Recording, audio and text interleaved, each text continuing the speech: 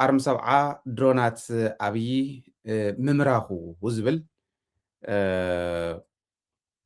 عبير إسلنا أما جمريان زعمتنا يا مالتي أرم سبعة مالت كمتو كل جزء أبزيون النقربهم أرم سبعة تواجيهم طرح أنت يكونس بشومه منتهي ترفه نسألاتي سقعت زخونهم أديس أبابا خوينم أرم سبعة خلا على كله حمام مرزن زحزوم أبصر يوم زشونو سألاتي يوم زلو لذي نسألأي قد إمام طرح أنت يكونس جنا بشومهم كسوع خلو زسقوا أرم سبعة حاسس مسس كلهم كله أنت ودي نيشتن دت مهاري لهم ناي ولدهم سرز تعتق مخانهم بتجوار زمز قبلو بتجوار زمهارلو جزينا زلنا كدمي اتو مرتعو كما يزبلا درونات يماري خم زبل كدمي مرأينا أرم سبعة سكن إشتن نموقس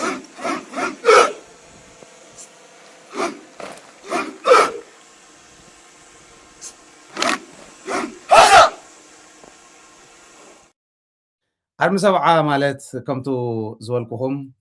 انتلو بشموم زقالو سيوم كم مربتهم تفنقلهم معراب تقراي تحديقهم معراب تقراي نخملسو مربتهم نخملسو ريمهم نخملسو كابشن داتات يونايتد نيشن وصيوم سلطنا ريمنا ما خنا ملسينا بمننتنا بخبرنا بعدنا بحزبنا زين الدرادر مخانا تاريخ ولدنا تمليس كارئس ألعي يلوم بتقبار زمهور زلو يوم زي أبي أحمد زفكر اللي زنبر الدرونات إلنا كم نيرناينا حاسين مسين أي واقعن اتزو واقع كوزيو اتزو واقع اتزو سعر كوزيو اتو نابطورنت زئتوكا مغنياتيو اتنغت سعر زقبرا كامبر عد نختطفئ حزب نختطنت زمس أخاين حاسين مسين زأكب كايو كافتين زأكب كايو عساس قسس ترقم زي بلو مخانو بتقبار ناتمهارنا اللي مسينا اينا بتاريخ تقراي نسيو تقراي زمس اي مساء ملافنتي زي سعرا مغنياتا معرو يسلو زخوني هزواوي حتى حيزا سلة العلي هزواوي حتى حيزو ستل على سراوي تقراي تلافينهم كندد اللايهم هاقرات السليفهم سعيرهم ما يفلطون بتاريخ نتقراواي كواقو خلو بينهم كعمس ما يفلطون من اللي كمس خلو طاليان حزي مصر هايله سلاسي خمس خلو انجليز حزي مصر درج خمس خلو راشان كالوتن حزي مصر ناي حز درج خمس خلو غوربيتنا حاتنا انت يترفه شعبيا كالوت هاجراتون حزي مصر يونايتد عرب اميريتس تركي ديو خالدي حزي مصر كند دلايم تحبابيرم ولا يكون جن نهزب تግራይ أمبركهم ما يفلطون طاليان ون انت خونه من اللي يكون انت خونه مودعتو انتاي كم زخونه ريهم يو هايله سلاسيون كمو درجون كمو اتناي حز درجون كمو نهزب تግራይ هزواو حتى يحيزو زل على تقرا لاي تግራይ تشنيف يفلط انكن بالكلنا كوزو يزشنف اتمغنيات معري مخانو من رقاقات امبر زعتقنا يبرت زحزنا بزح سراويت ايكونن እንጀሃር ሉ እዩ ዋና ናይ ትግራይ ንስ እዩ ስለዚ አጥፉ ተጠፊ ክንድዜ ሸሓት አምሬትና ኣለና ክንድዜ ሸሓት ገዚእና ኣለና ኢሉ እዚ ኩሉ ዝጀሃረለን ዝነበረ ኣብ ኢድ ኣርሚ ሰብዓ ኣትየን ኣለዋ ተመልከትዎን እዚአን ኣርሚ ሰብዓ ዝማርከን እየን ካብ መጀመርያ እስካዕ መወዳእታ ረኣይዎቶ ቪድዮ ሙ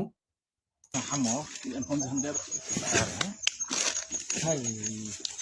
طلع درونات يمدي هذا قاعد مولد أتابعني ما أتندوي كيف عندك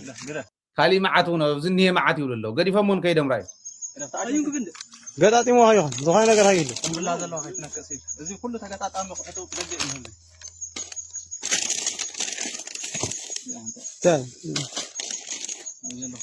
ما قاعد لا كان سوا شاف ها أنا طلع أدرون مزبر زود أنا أفتح في دراني لا ليش نايزي على الإنسان لا أرمي تكلا يا خان قاعد ما تأكد هو فيها رأي فيها تاوان رأي مثلا أو في حال إنسانين جوز تاوان الحمد لله أنك عزيز الله الحمد لله I think I think كده كده no I thought فيها تاوان برنا والله تبي قاعد هاي إلى فرقية እዚኣ ታቁም ብላ ናይተን ኣጥፍቶ ጠፊዮ ኣዝንዋ እዚኣ ሒዘን መፅአን ጠፍኣ ማለት እዚኣ ተኩሰን ይጠፍኣ ነዚኣ ሒዘን ይወድቃ ይትኩሳ ኦረድ ንባዕለን እውን ይትኮሳ ኣጥፍቶ ጠፊ ማለት እዚአን ካርቶን ብካርቶን ኮይኑ ብሙሉእ እንተ ነብኣ ሒዝዎን ዝኣተወ ኣብኣ ገዲፍዎን ከይዱ ሕዚ ሒዝዎ ዝመፀ ገዲፍዎ ከም ዝኸይድ ዝዓጥቁ ዕጥቂ ዕጥቅና ምዃኑ ወለድና እንዳነገሩና ነይሮም እዮም ጀነራል ታደሰ ኣብቱ ዝሓለፈ ካብ 2020 እስካዕ 2022 ነብ ዝነበረ ኣብቲ ናይ መጀመርያ 8 ወርሒ ኣብዚ ማዕዶ ይእክብ እኒሄ ፅዋር ፀላኢ ይእክበሎ እሞ እንታይ ንግበር ኢሎም ሓቲቶምን ኢሉ ይኣክብዎ ግዲ የብልኩምን እቲ ዕጥቆም ዕጥቅና እዩ ይኣክብዎ መጀመርያ ኢልና ከምታ ዝበልናያ ኣቲና ከዓተን ዕጥቂ ዓጢቕና እየ እንዳለ ይነግረና ነይሩ ቅድሚ ሕዚ እውን ደርጊ ባዕሉ ይሕብረና ነይሩ ይዛረብ ነይሩ መንግስቱ ሃይለማርያም ዕጥቂ ንሰራዊትና ኮነ ንወያነ ንዕጥቕ ንሕና ኢና ንባዕሉ ንሰራዊት እውን ክዛረብ ከሎ ትሰምዑ ነይርኩም ኣብዪ ኣሕመድ እውን ኣብዝሓለፈ ይዛረቦ ነይሩ ናተይ ዋላ ይበል እምበር እንታይ ዝብል ነይሩ ካብ ደርጊ እዮም ዝዓጥቁ ነይሮም ደርጊ ዘስልጥኖም ነይሩ ይማርኽዎ እሞ ስልጠነና ይብልዎ እንዳበለ ማሪኾም እዮም ስልጠነና ዝብልዎ ለሚኖም ኣይኮነን ተጋሩ እዮም እዚኦም ኣርሚ ሰብዓ እዮም እዚኦም ካልኦት ኣርምታትና እውን ከምኡ እየን ብካሊእ ከባቢ እንተተመፀ እንታይ ይግበር ከም ዘሎ ብኩሉ ከባቢ ኣብ ደደቢት ሚድያ ኩሉ ግዜ ዝከታተል እሩይ ብቁፅሪ ኣብ ከባቢና ዝኸውን ዘሎ ሓደ ክልተ እንዳበልና ንዓኹም መረዳእታ ክነስንቕ ለይትን ቀትርን ንሰርሕ 3-4 ግዜ ብመዓልቲ ንወፅእ መረዳእታ ከየምልጠኩም እዩ ኣርሚ ሰብዓ ሒዝዎን ዝኒሄ እዚኣተን ገዚእዎን ኣይኮነን ማሪኽና ኢና ንዕጣቕ ክንብል ከለና እንታይ ማለት እዩ ድሮናት እንዲ ገዚኡ ተንዝገዝአን ድሮናት ከመይ ገርና ኣብ ኢድና ከም እንእትወን ንፈልጦ ኢና ሚሳይላት እንዲ ገዚኡ እቲ ዝገዝኦም ሚሳይል ታዝዓበየት ብቀዳማ የቅሪበልኩም ታዝዓበየት 300 እያ ትኸድ 300 ኪሎ ሜትር እዚኣተን ከመይ ጌርና ከም እንሕዘን ከመይ ጌረን ናብ ሰራዊት ትግራይ ከም ዝኣተዋ ኣብ ዝሓለፈ ሓቢረኩም እየ እዚኡ ሰራዊት ትግራይ እዩ እዚኡ ኣርሚ ሰብዓ እዩ ኣብ ደደቢት ሚድያ ከዓ እዩ ዝቐርብ ዘሎ ደደቢታውነት እዩ ስንቅና ደደቢታውነት እዩ ቤዝና ደደቢታውነት እዩ እቱ ፋውንዴሽን ናይቲ ዕላማ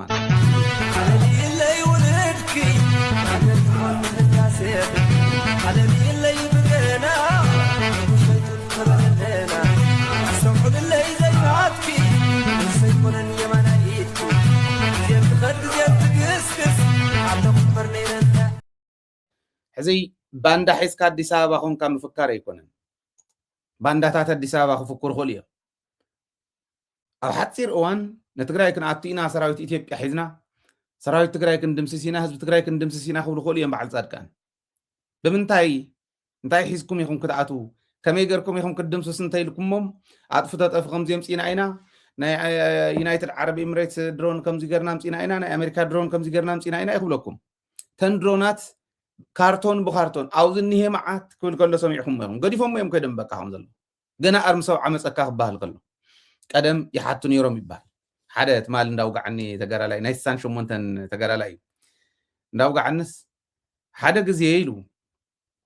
ምስ ሓየሎም ዝመርሖ ማለት ኣዛዝ ሰራዊት ትግራይ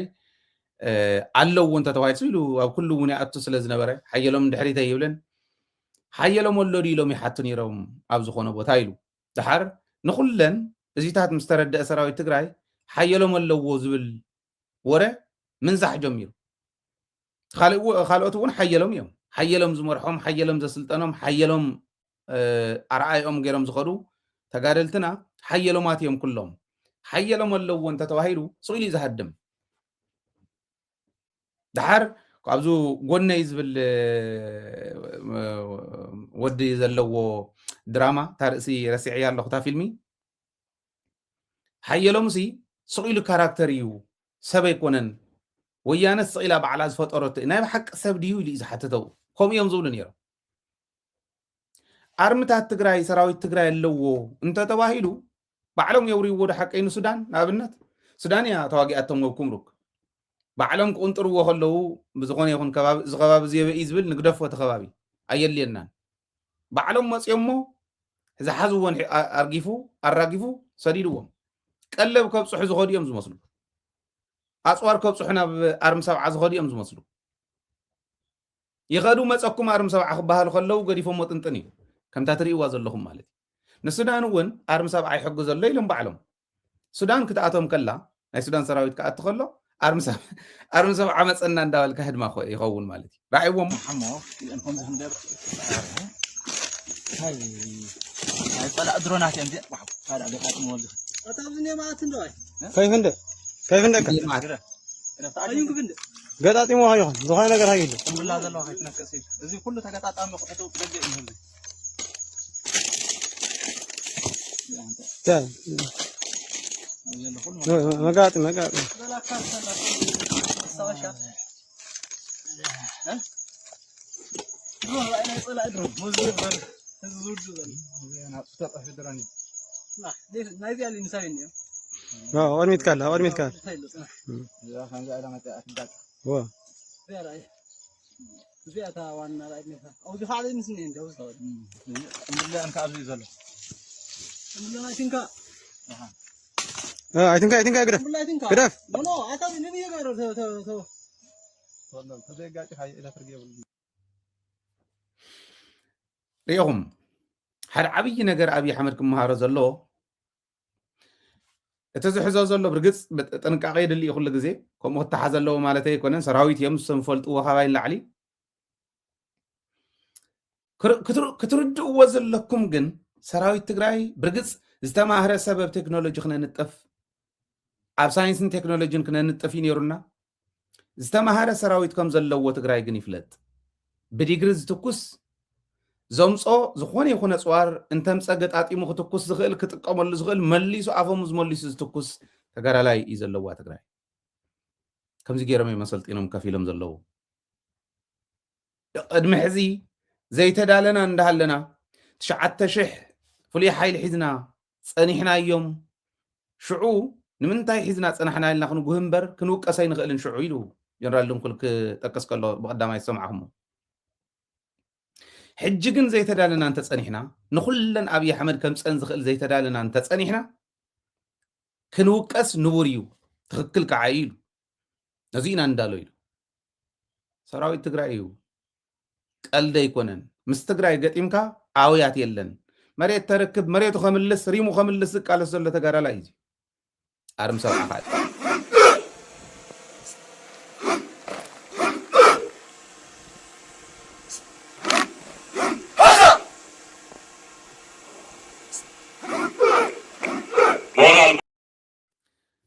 አርም ሰው አይባል እዚኦም ስለዚ አርም ሰው አዶናት ናይ አብይ አሕመድ እዚ ኩሉ ጀሃራ እንዳፈረመ ሪኢኹም ትኾን ኢኹም በቃ ቆሪዑ ተኳሒሉ መፅኡ ቅንድብ ተቀንዲቡ ገለ ይፍርም አጥፍቶ ጠፊ ንሕና ነምርት ኣለና ንገጥም ኣለና ገለ ነገብር ኣለና ክንደይን ዝበለን 2500 ከባቢ አጥፍቶ ጠፊ ሰሪሕና ኣለና ኢሉ ኣብ ኣንያዋ ካርቶን ብካርቶን ተቆፀራ ሪኢኹም ኣብዚ እኒሄ መዓት ገለ ይብሉ ነይሩ ሕዚ ኣበይ እዩ ዘይሪፍለጠሉ ፀገም የለን ዋና ክትሕዝዎ ዘለኩም ግን ዕላማ እምበር ከውዝ እምበር እቲ ምክንያት ጦርነት እምበር ንጦርነት ዘምፃኻዮ ብረትን ንጦርነት ዘስለፍካዮ ዓሳስገሰስን ከም ዘይስዕር ክፈልጥ ክኽእል ኣለዎ ክርዳእ ክኽእል ኣለዎ ምዕራብ ትግራይ ክምለስ እዩ ክንብል ከለና ስቂልና ኣይኮንና ኣብ ቀረብ እዋን ክምለስ እዩ ክንብል ከለና ስቂልና ኣይኮንና ንጀሃራ ኣይኮነን ተንቢተ ኣይኮነን ወይ ድሌትና ጥራሕ ኣይኮንና ንገልፅ ዘለና ንምንታይ ከም ነምልሶን ከመይ ከም ነምልሶን ስለ ንፈልጥ እዩ ሰራዊት ትግራይ ክቃለስ ከሎ ንምንታይ ከም ዝቃለስ ዝፈልጥ ሰራዊት እዩ መስዋዕትነት ከፊሎም እዮም ኣብ ቀረባ እውን ከም ዝረኣኹሞ መስዋዕትነት ከፊሎም ኣብ ሸራሮ ብድሮንን ብኻሊእን ተጨፍጭፎም መስዋዕትነት ከፊሎም ወላ ብእግርና ሰሊዕና እያ ክንኣቱ ኢና ኢሎም ክኸዱ ከለዉ ክሰግዱ ከለዉ ክትሪእዎም ከለኹም ንምንታይ እዮም ከምኡ ገይሮም መሬቶም ንምምላስ ሪሞም ንምምላስ ክኽፈል ዝኽእል መስዋዕትነት መጠኑ ይፈልጥዎ እዮም ተበዲሉ ኣርዑት መግዛእቲ ኣብ ክሳዱ ተሰቂሉሉ ብኸብዱ እንዳተገዝአ ጨቋዕቋዕ ብዝበለ ከብዱ ቁፅሪ እንዳንቆላወጠ ከም ከልቢ ናብ ፀላኢ ዘሰግድ ትግራዋይ የለን ባንዳ እንተኮይኑ ግን ባንዳ ከብዲ እምበር ዓዲ የብሉን ኢልና ኢና ትግራዋይ እውን ክበሃል ኣይኽእልን ባንዳ ትግራዋይ ኣይኮነን ብኸብዱ ዝግዛእ ትግራዋይ ኣይኮነን ብዓዱ ዝግዛእ እንተኮይኑ ንዓዱ መስዋዕትነት ዝኸፍል እንተኮይኑ ንትግራዋይነቱ መስዋዕትነት ዝኸፍል እንተኮይኑ እዩ ትግራዋይ ዝኸውን ትግራዋይነት ማለት ሕዚ ዝረኣኹም እዩ ትግራዋይነት ማለት ሰዓራይነት እዩ ትግራዋይነት ማለት ምክንያታውነት እዩ ትግራዋይነት ማለት ስረ እዩ ጅግንነት እዩ ኣይግዛእን ባህላይነት እዩ ብተግባር ከዓ ትርእይዎ ኣለኹ እዚ እንዳረኣየ ስኢሉ ተመሊሱ ዝኣቱ እንተኮይኑ ኣብዪ ኣሕመድ ታስልጣኑ ድሕሪ ዝደልያ ኮይኑ ክትዘልቕ እንተደልይዋስ ምስ ትግራይ ዘይምበኣስ እውን እኳ ታቁም ነገራ እዚ ትግራዋይነት ብተግባር ከም ትርእይዎ ማለት ስለዚ ብዋናነት ዓብይ ስጋኣት ከም ዝፈጠረሉ ኣርሚ ሰብዓ ከሱዳን ጋር ፂምዶ ምናምን እንዳበሉ ዝዛረቡ ካሊእ ምንም ስለ ዝገበሮም ኣይኮነ ካሊእ ሰራዊት ከምቲ ዝበልኩኹም ጀነራል ድንኩል እውን ከም ዝበሎ ሰልጢኑ መሬቱ መዓዝ ከመይ ከም ዘምልስ ደንብ ገይሩ ካልኩሌሽኑ ወዲኡ ፅበ ዘሎ እዩ ኣርሚ ሰብዓ ዝበሃል ግን ባዕሎም እውን ይትንክስዎ ስለ ዘለው ከፍርስዎ ዘይከፈልዎ መስዋዕትነት የለን ባይዘ ዘይከፈልዎ መስዋዕትነት የለን እንተሎ አርኤስኤፍ ከፊሎም እዮም መዓት ሚልዮናት ዶላራት ከፊሎም እዮም ዩናይትድ ዓረብ ኤሚሬትስ እውን ከፊላ እያ መዓት ሚልዮናት ዶላራት ተኸፊሉ እዩ እዚኦም ኩሎም ክግበሩ ከለው ኣርሚ ሰብዓ ንምፍራስ እዩ ግለሰባት እውን በዓል ተስፋይ ዝቕልድሉ እንተይተረፈ ሰብ ስኢኖምስ ተስፋይ እውን ኮሰዲዶም ሚልዮናት ሒዙ ከፊሉ እሱ ከዓ በዓል ጻድቃን እኮ መኪሮም በዓል ጌታቸው እኮ መኪሮም የተመኮረ ነገር የለን ምስ ዓበዮም በትሕዚ ዝረኣኹሞ ክምክርዎ ከይዶም ኣራጊፉ ሰዲድዎ ስንቂ ኣብፂሖምሉ ከይዶም ኣፅዋር ኣብፂሖምሉ ከይዶም ማለት እዩ ትግራዋይነት እዚኣ እያ መንእሰይ ትግራይ እንታይ ክገብር ዘለዎ ዝብል ንቅድሚት እንዳረኣናዮ ክንከድ እንዲና ብደንቢ ክንሪኦ እውን ስለ ዘለና ማለት እዩ እንዳረኣናዮ ክንከድ ኢና ማሃርቲ ዝኾኑ ዓበይቲ ፈኸራታት እቲ ሕዚ ኣርሚ ሰብዓ ዝገብሮ ዘሎ ኦፕሬሽናት ክመፅዎ ከለዉ ኣራጊፉ ዝሰዶም ዘሎ ክጀሃር ከለዉ እንታይ ከም ዝብሉ ዝሰምዐ ትግራዋይ ምስ ኣርሚ ሰብዓ ንዘይምቅላስ ከውስነ ይኽእልን ኣርሚ ሰብዓ ርዩ ኣርሚ ሰብዓ ዝገብሮ ክገብር እየ ንሪመይ ንመንነተይ ክቃለስ እንተነኣሰን እሽተለን መስዋዕትነት ክኸፍል እየ ዘይብል ትግራዋይ ኣይክህሉን ማለት እዩ እዚና ንብል ዘለና ፀላእቲ ህዝቢ ትግራይ ንምጥፋእ ዝገብርዎ ምንቅስቃስ ኩሉ ብተጋሩ ሙሉእ አንደርስታንዲንግ እንተዘይሃልይዎ ታሕዚ ዝረኣኹሞ ናይ ኣርሚ ሰብዓ ምርኣይ ጥራሕ ክተጀግነኩም ትኽእል እያ እንቶም ተሃድሙ ዘለኹም በርግፅ ብዙሕ ነገር ክንርኢ ንኽእል ኮይና ምክንያቱ ኣርሚ ሰብዓ እቲ ሕዚ ዝረኣኹሞ ክገብሩ ስለ ዝኽእሉን ክገብሩ ከም ዝኽእሉ ፈሊጦም ኣይኮነን ኣትዮሞ ከምኡ ዓይነት ዓወታት ክሕፍስ ዝኽእል ከውዝ ግን ከም ዘለዎም ፈልጥ እዮም እቲ ከውዝ ዘይተረድአ እቲ ምክንያት ናይ ቃልስና ዘይተረድአ ግን ናብ ኣብዪ ኣሕመድ ኮ ዝሃድም መንእሰይ ንርኢ ኣለና ዋላ ክንድድላዩ ስሕተት ይሃሉ ግፋ ይሃሉ ካሊእ ይሃሉ ትክክል የኮነን ዝብል ዘለኹ ግፋ ክህሉ የብሉን ኣሚኑ ዝኸደ እንታይ ክገብር ከም ዝኽእል መንእሰይ ትግራይ ኣሚኑ ክወፅእ ከሎ እንታይ ክገብር ከም ዝኽእል ኣርሚ ሰብዓ ራእይ ይብለኩም ኣለኹ እንተነኣሰ ኣብዪ ኣሕመድ ምስ ሰራዊቱ መፅዩ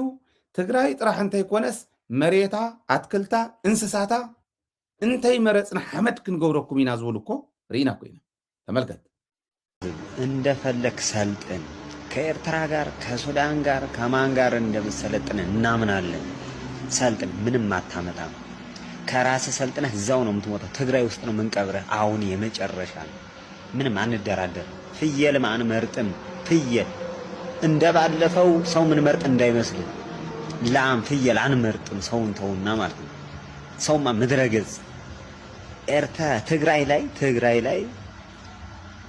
ከትግራይ ውጭ ያለውን ብሔር ብሔረሰብ እናሰፍርበታለን እመን ትግራይ ውስጥ ላይ ማለት ነው እናሰፍርበታለን መለኩሴውን አሰልጠን ሽማግሌውን አሰልጠን ህፃኑንም አስገባ አያገባንም እኛ እንደምጣፋ ግን እመን ፈሳን ደብረ ጽዮን ስለዘፈነ ብዘፍን እናዘፍናለን ባብሪ ጥይት ነው የምናጠፋ ታያለህ ደግሞ በጋድ እዚኦም ዲም ተምጽላእት ሓቀይ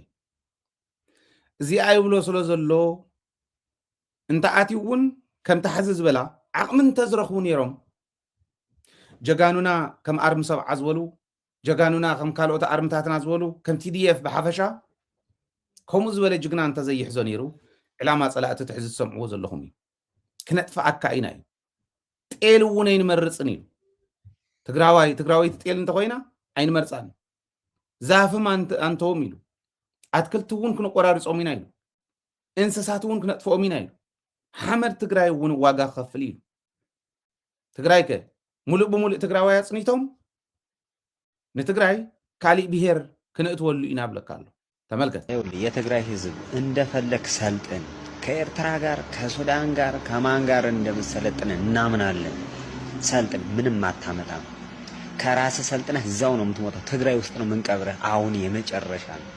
ምንም አንደራደር ፍየል ማን መርጥም ፍየል እንደባለፈው ሰው ምን መርጥ እንዳይመስል ላም ፍየል አንመርጥም ሰውን ተውና ማለት ነው ሰውማ ምድረገጽ ኤርትራ ትግራይ ላይ ከትግራይ ውጭ ያለውን ብሔር ብሔረሰብ እናሰፍርበታለን እመን እዚቱ ናይ ጸላእት ዕላማ እዚ ጥራሕ አይኮነን እዚ እና ሰማዕኻ ከመይ ጌርካ ኢኻ ናብ ኣብይ ኣሕመድ ትኸይድ ኦልሬዲ ክንኣቱ ኢና እቶይሎም እንዲኦም ሰልፊ ክወፅሎም ማዓንቲ ሓቀይ እቶይሎም እዮም ክወፁ እኮ ሰልፊ ሰራዊት ኢትዮጵያስ ናብ ትግራይ እቶ ትሕዝ ሰማዕኹሞ لحم ونين مرصن طيل ونين مرصن حمد ونين مرصن اتكلت ونين مرصن دعصدنا እንዳወዳና አልማሚት እንዳወዳና ኢና ክንኣቱ ይብለካል እዚ ምስ ዝብል ሓቢርካ ኾንካስ ንትግራይ ያ ክትኣቱ እዚ ዕላማ ኣነ ትዝገርመኒ ካብ ትግራይ ወፂው ናብዞም ከምዚ ዝብሉ ከይዱስ እተውሕዚ ንምንታይ ኢኻ ትወፅ ዘለኻ እንተልካስ ሕወሓት ግፋት ገብር ስለ ዘላ እዚ ንኸይኸውን ኮያ ዋላ እንድሕር ሕወሓት ግፋ ገይራ ተካይዳ ሞይ ተቃለሉ أي تقالوا نبلا برقص كم أخبر يقولون ناتي إمنة نسي قفاز بحال انتقرأي يقلسن حد حالفهم زقور وزلو قعزي أي قلسنا ولا انت قبرتون تم كومزي زول زلوس مس يوم بتقرأي تقام كي يبصحوا يا كم تقبر زلا تكايدا استخاخلو خنو بلوم نخلينا كاستخاخلون اللوم كن الرمى مل نحن عنا الرمى كن الرمى ملنا تنعسقن نافتم حمد كان اتكلت خان مريت كان قزع خان سب كان عصاصيدنا خالق نصفرو لينا نابزولو ايد كا مهاب ويلينغلي ايد كا بعلخا بفقادكا ايد كا مهاب كم بعل جيتاچو كم بعل صادكان مو ايد مهاب طرحكوا خيخون مسኦም ኮንካ እቶንዶ ሞት ሕዝዝ ብለ ዝነበረ ፈጽም ስጥራሕ ይመስለኩም ተጋሩ እናታችሁ አፈር ትብላ በራብ ይሞቱ ይለቁ ሪኮርድ አድርጉ የትግራይ በራብ ቢሞት እኔ ምን አገባኝ ቢራብ ምን አገባኝ እኔ በደንብ ሪኮርድ አድርጉ እንደናንተ ባለግ ያለ እንዴ እንደናንተ ካንሰር ሲሆነ እንደናንተ ወንጀለኛ አለ እንዴ በዚህ ምድር እናንተ እኮ በጣም እኮ ባለጌዎች እኮ ናችሁ በጣም እኮ ጋጠወጦች እኮ ናችሁ ለናንተ ገና ደም እንባ ታለቅሳላችሁ እዚ ንኸልቅ ሰካ ደም ንኸይትነብዕ ዕደ ትግራይ ደም ንኸይነብዕ ኣቦ ትግራይ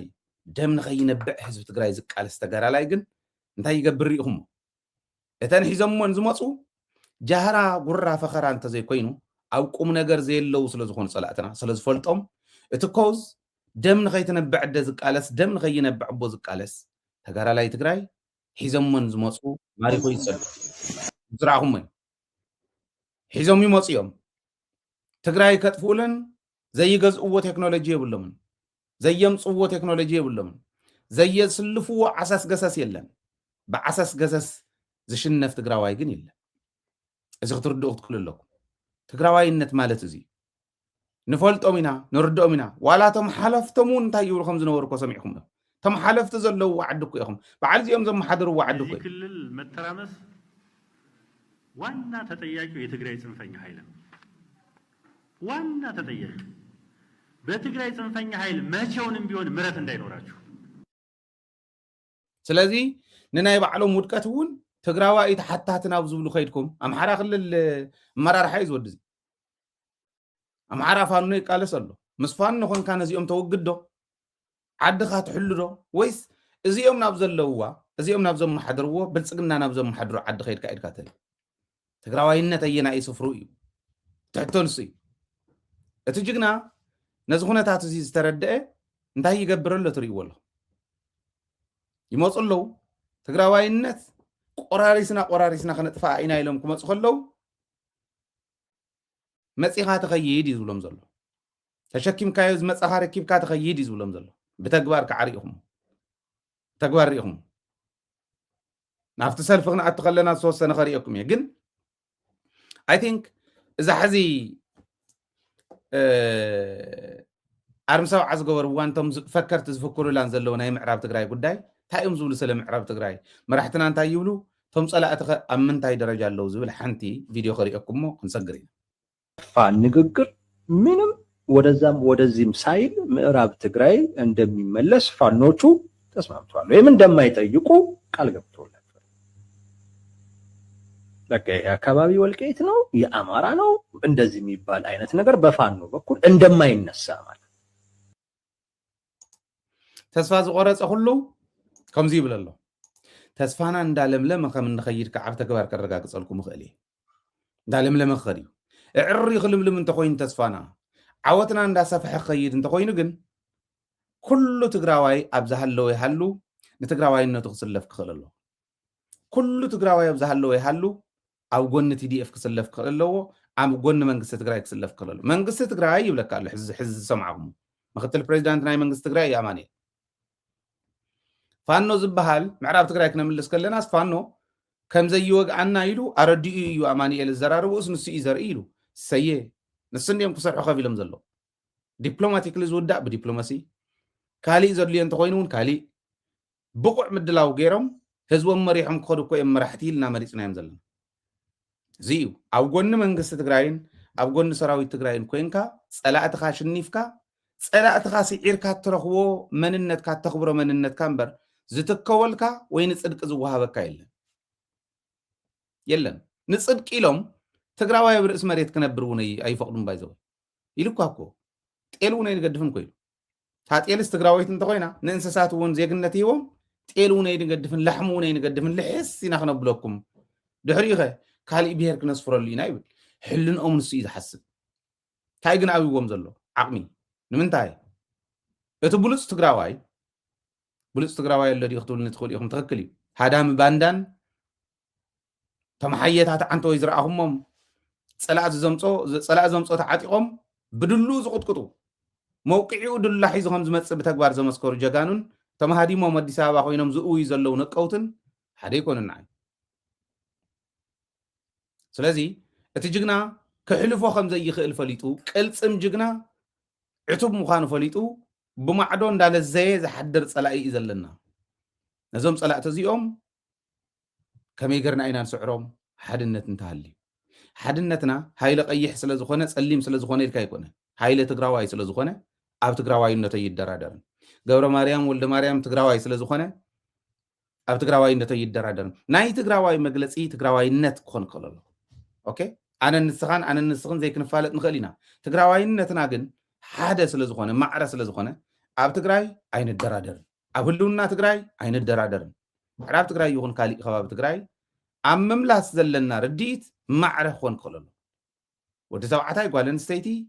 ፀሊም ቀይሕ እስላማይ ክርስቲያን ዝኾነ ይኹን ናይ መንነት መግለፂ ይሃሉ እታ ትግራዋይነት ትበሃል ፅላል ኩልና ኣዲስ ኣበባ ኮይኑ ሎማዓንቲ እንታይ ክእውዩ ከም ዝኽእሉ ይገርመኒ ኣሎ እንታይ እዮም ክዛረቡ ዝኽእሉ ይገርመኒ ኣሎ ከመይ ዝበለ ባንዳነት እዩ ከመይ ዝበለ ክሕደት ኢልካ ክትሓስቦ ከለካ መግለፂ ኢኻ ዘይትረኽበሉ ባይዘወይ ተመልከት ሓደ ወዲ ፅሒፍለይ ነይሩ ፅሒፈ ፌስቡክ ለጢፈስ ባንዳ ከብዲ እምበር ዓዲ የብሉን ዝብል ፅሒፈ ሕዚ ባንዳታት ስለ ትብሉና እኮ ኢና እንዳረሓቕና ንኸድ ዘለና ኢሉ ይፅሕፈለይ እሞ ኮሙኒኬት ንገብር ንመላለስ መጀመርያ ባንዳ ንምንታይ ትኾን ባንዳ ንኸይትበሃል እኮ ባንዳ ዘይምዃን ስይት መልሱ ብሓፂሩ ሃይለ ባንዳ ኸይብለካ ሳምባዲ ባንዳ ኸይብለካ ባንዳ ዘይምዃን እዩ ትመልሲ ባንዳ ኮይኑ ከብቅዕ ከሎ ባንዳ ንምንታይ በልካ ንዝብል ግን መግረም እዩ ንባንዳ ባንዳ ኢና ንብሎ ንሕና እንተተመሊሱ ኸ ፅቡቕ ተስተኻኺሉ ኣሎ ምእራም ዘሎ እዩ ምግጋይ እውን ዘሎ እዩ ዘይምእራም እዩ ትጌጋ ናይ ዘይምእራም ዝኸውን ከዓ ናይ ፀላእ መሳርሒ ኮንካ ዓድኻ ክትወቅዕ ከለኻ ተጋዳላይ ሙሉ ሰንደቕ ሓደ ግዜ ኣብዚ ኢንተርቪው እናገበርክዎ ናይ ጌታቸውን ጻድቃንን ሻዕብያ እዩ ማጆሪቲ ግፍዕ ፈፂምዎ ዝብል ምስ ተዛረቡ ኣብዚዩ እንታይ ርእይቶ ኣለካ ኢለ ሓቲተ እዮም ተመልከት ኢሉ ኣነ ተጋዳላይ እየ ኢሉ حنت أهدو أو قعزو عند حلوت سلم نبلي لهم وارديا أوصيهم وارديا عند حلوت سلم نبلي لهم نتوارديا أمينهم نيشتلن سلم كبلو أبزو دقصلو اتوارديا سلمو طرح انت يكونس ناب صلاة يخيدو صلاة حيزو مصيو مس صلاة خوين خطك خلص انت عينت كحدتي الكا تقلصو أبي أحمد كوم يخيدونا وارديانا حق منقسينيو وارديانا منقستناينيو وارديانا نتو نزمناتنا تواقو ازنبره حيلي حيزو كالو التقراي كتقف علم تقراي كتصنتلهم زدولي حيلتات ون حيزو مصيو چفچفنا وارديانا سلازي اتخحدي صلاة يكون صلاة ما صلاة صلاة اتو هايلنا تفراريجنا سلازنبرنا إرتران إثيوبيان كومين نيران إثيوبياويانينا لنا أميننا إرتران إثيوبيان بصلاة إنتنا ترعى زنورالو إرترا حيز مصيو زغونت كبابي زغونت كل ناي إثيوبيا تچفچفي لخفرد كله ازيو اتزغ حدا السلم وارديا مالتي السلمة زغ حدا منقستي ناوزي خونكا مزخونكا توقع تسيق على سنبرشعو بلولو ميلي تسيق تبهريرو دقيس زنبرس شفتت زنبرس تسيقس مستسلم وارديا خوينو مسو خوينو ميسو نتزدقس أهدو يوقع زي تخحدت مالت باندانت ينقصو ينزي مجلس مالتي بوز درجة ايو خيد زلو زل امنتلن مس إرترا اتحيزم كغلصو زقني تقلع تحس سمعهم مون مس إرترا سلطنو مس السودان سلطنو ጣጣየለን መጽና ሁሉ ሕሳኩም ኢና ኢሉ ተሸኪምዎን መጸብረት ካብ ምርካብ ወጻኢ ካሊ ዓቅም ከም ዘይብሉ ግን ብተግባር ሪኢኹም